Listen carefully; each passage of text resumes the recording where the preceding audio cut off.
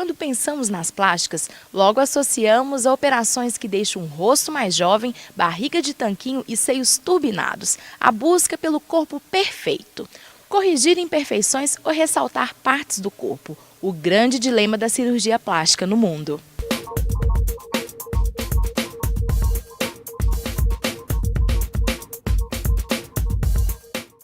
Cláudio, para começar, como que se forma um cirurgião plástico? Bom, o cirurgião plástico ele se forma inicialmente fazendo 6 anos de medicina. Depois dos 6 anos de medicina você faz 2 anos de cirurgia geral e mais 3 anos de cirurgia plástica nos serviços credenciados pela Sociedade Brasileira de Cirurgia Plástica, no Brasil. E a cirurgia plástica, ela é um avanço, né, na tecnologia médica. Existe alguma novidade na cirurgia agora? Olha, as pessoas sempre procuram novidades dentro da cirurgia plástica, como uma coisa milagrosa, como uma coisa que vai fazer mudanças radicais, ou, por exemplo, cirurgias de face sem incisões, sem cortes. As coisas, quando aparecem na cirurgia plástica, elas aparecem há 15, 20 anos atrás. Eu cito o exemplo, por exemplo, da lipoaspiração. A lipoaspiração está fazendo agora 30 anos. Ela foi lançada em 1980 pelo professor Gerhard Liu. E hoje ela é praticamente uma cirurgia consagrada. Não só como cirurgia separada, só a lipoaspiração, como combinada em outras áreas.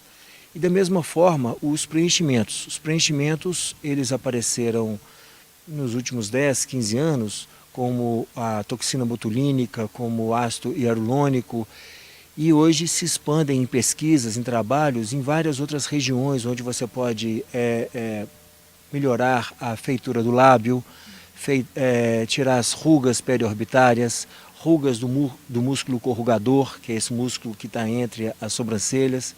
Então isso são trabalhos que vêm de longo tempo e que deram nome, relançaram isso como bioplastia, assim como o polimetilmetacrilato, que hoje é uma substância um pouco condenada. Então assim, não existe procedimentos milagrosos, os procedimentos eles vão aparecendo. Quando alguém se dizer alguma coisa assim muito nova, a gente normalmente não olha muito com bons olhos. Os procedimentos em medicina eles são bem devagar. Você citou aí a cirurgia de face, né? Conta pra gente, qual que é a diferença entre a cirurgia de face e o transplante de rosto? O transplante, nós agora tivemos 2 publicações, né? Uma na França, foi a primeira publicação feita do transplante facial, e agora na China e na Espanha. Na China e na Espanha, são 3 transplantes faciais. Apareceram agora. Então eu estava assistindo ao transplante facial e é uma coisa muito comum, porque a pessoa para se submeter a um transplante daquele tem que ter um rosto realmente bem avariado, bem lesado, bem destruído, porque mesmo a pessoa depois do transplante ela não fica com uma figura muito esteticamente agradável. E é uma cirurgia extremamente complexa, porque você tem que avaliar todos os tipos de lesões, todas as inervações, todos os músculos. São cirurgias de 12, 14, 36 horas. E como é uma área doada de uma outra pessoa, a pessoa fica refém, assim como o transplante de rim, assim como o transplante de fígado, a tomar um inibidor de rejeição para o resto da vida. Por quê? Porque o corpo dele vai rejeitar aquela face que está sendo colocada. É como se colocasse um corpo estranho no rosto dele, tá certo? Isso é a parte reparadora da face, né? A parte estética é a parte que a gente faz, normalmente indicada a pacientes acima de 40 anos, 45 anos, inclusive com os procedimentos de infiltração, de da toxina botulínica, dos preenchimentos. Essa cirurgia ela tem sido postergada um pouco mais tarde. As pacientes têm uma certa rejeição pela cicatriz, pelo procedimento mais agressivo.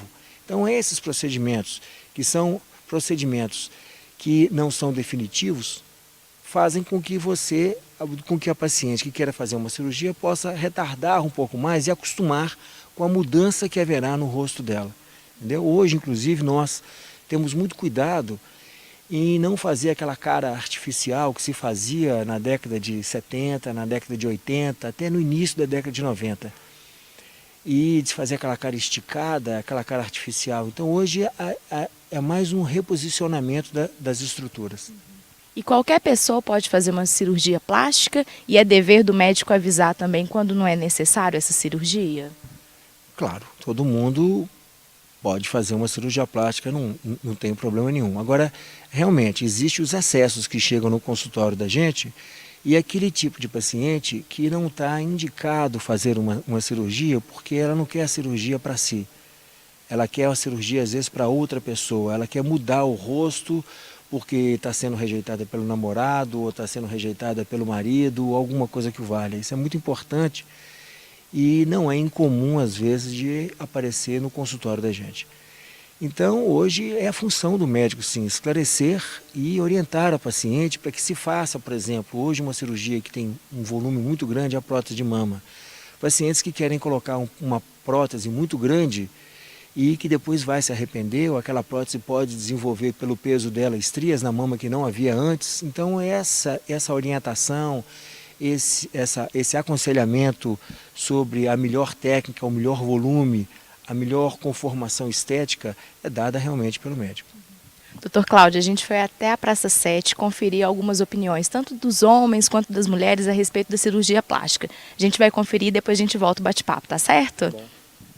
Em termos de estética, eu sou contra. Agora, em termos de reparação, pode ser que seja viável. A mulher, através de uma cirurgia, a autoestima dela pode elevar muito. Porque, de repente, uma simples ruguinha, um botox vale muito. Não, eu tô satisfeita. Acho que não, pelo físico que eu tô, acho que não preciso de uma cirurgia plástica. Acho que eu tirava um pouco do meu nariz, porque...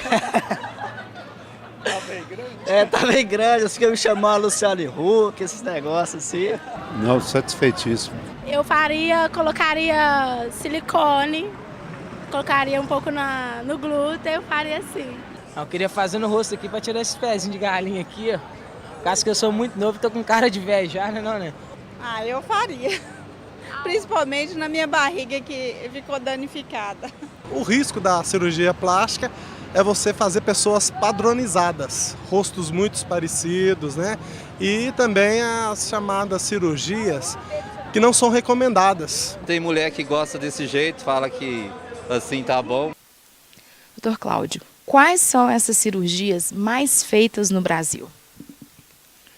Bom, a Sociedade Brasileira de Cirurgia Plástica fez um levantamento em 2007, 2008. Antes disso, nós tínhamos que as grandes cirurgias eram a hipertrofia mamária, cirurgia de hipertrofia mamária e lipoaspiração. Hoje a gente sabe que a prótese já ultrapassou a lipoaspiração. Então nós temos 22% de prótese de mama, não, 22% da lipoaspiração e 21% de prótese de mama, que foi uma inversão no padrão de beleza brasileiro, que pela miscigenação racial nós temos muita hipertrofia mamária, muita mama com ascendência africana e que tem uma mama realmente que era o volume, esse tipo de paciente chegava muito ao consultório. Hoje, não sei porquê, esse paciente não vem mais e é o que a gente coloca mais, são próteses e como primeira indicação a lipoaspiração. Segunda, a prótese e a terceira é a cirurgia de abdômen. Doutor Cláudio, e qual que é a grande importância do paciente procurar um cirurgião plástico habilitado? Essa é extremamente importante. Nós vivemos nos dias de hoje invasão de especialidades. Áreas clínicas, às vezes, de pessoas que não são habilitadas cirurgicamente, até áreas clínicas, às vezes, e que se habilitam a fazer cirurgia plástica sem ter a habilidade, sem fazer residência para poder se habilitar a fazer esse tipo de cirurgia. Na verdade, a paciente, para poder procurar um cirurgião plástico, primeiro ela tem referências desse cirurgião. Saber se alguém já foi operada por ele, quais foram os resultados. A segunda, saber se é um membro da Sociedade Brasileira de Cirurgia Plástica, que é o órgão oficial dentro de território nacional e que nos indica, certo? Dentro é o conselho representado pelo CRM para poder dizer que esse é cirurgião plástico e esse não tem a especialidade de cirurgia plástica. Então, existe os sites da sociedade, que é sbcpmg.com.br, todo mundo pode entrar e tem lá site do paciente.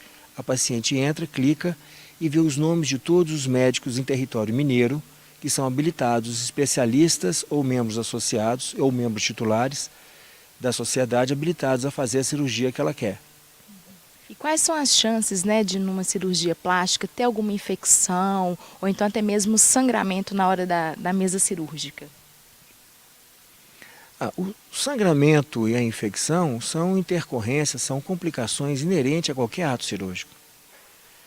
Para que a gente possa prevenir esse tipo de complicação, a gente tem que fazer uma boa anamnese, saber a história pregressa da paciente, saber a história familiar, saber os medicamentos que a paciente está usando, se a paciente tem algum hábito, se faz uso se fuma, se não fuma, se tem hábito etílico, o que bebe, enfim, você tem que fazer um exame clínico pormenorizado, pedir os exames de pré-operatório e existe hoje um termo de consentimento informado em que explica quais são as complicações mais comuns com relação a cada tipo de cirurgia. Então esse é o protocolo que nós usamos para poder levar a paciente à mesa de cirurgia. E claro, levar a paciente numa clínica ou num hospital que seja credenciado, que tenha alvará de funcionamento, que tenha uma estrutura compatível para dar segurança tanto ao médico quanto à paciente.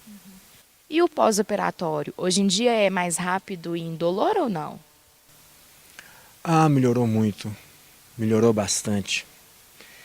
Eu não posso falar quando eu comecei não, porque me entrega, mas no início, quando não existia ainda, estava começando o cautério, os anestésicos eram anestésicos com circuito aberto. Hoje, na grande maioria das vezes, nós podemos fazer uma cirurgia de uma área só, por exemplo, fazer uma lipoaspiração, fazer uma redução mamária ou uma colocação de prótese e dar alta no mesmo dia, com total segurança. Os anestésicos hoje têm uma absorção muito rápida, de tal forma que a paciente pode, no final do dia, 7, 6 horas após o ato cirúrgico, estar em condições de ir para casa com segurança. Isso é muito confortável. Antigamente, a anestesia geral, ela desenvolvia muita náusea, muito vômito. Hoje, praticamente, isso não existe. Hoje, nós temos medicamentos que inibem qualquer tipo de desconforto da paciente no pós-operatório. Então, realmente, foi uma melhora, não só da cirurgia plástica, mas da anestesia, tá? De medicamentos novos, com melhor tempo de absorção.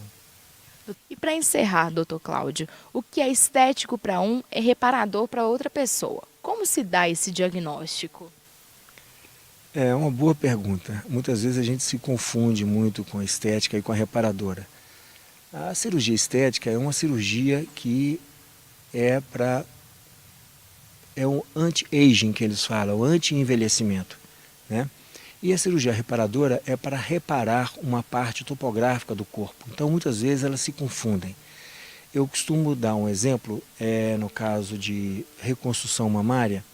Por exemplo, uma paciente teve um câncer de mama e foi mastectomizada. Então, ela teve que tirar a mama e, num tempo posterior, ela vai fazer essa recomposição. Essa mama, ela vai ser reconstruída. Essa reconstrução vai reconstruir a mama, tentar fazer uma simetria com a mama contralateral. Isso é reparador ou é estético? Apesar de saber que essa mama ela não vai ter lactação, muitas vezes ela não tem sensibilidade, você vai reconstruir areola e mamilo de acordo com a mama contralateral, mas aí fica, a paciente está mutilada e ela não tem a mama. Aí muitas vezes isso se confunde e a gente muitas vezes não tem como discriminar de uma reparadora, de uma estética. Mas a estética realmente é uma parte de embelezamento e a reparadora com uma reparação do corpo.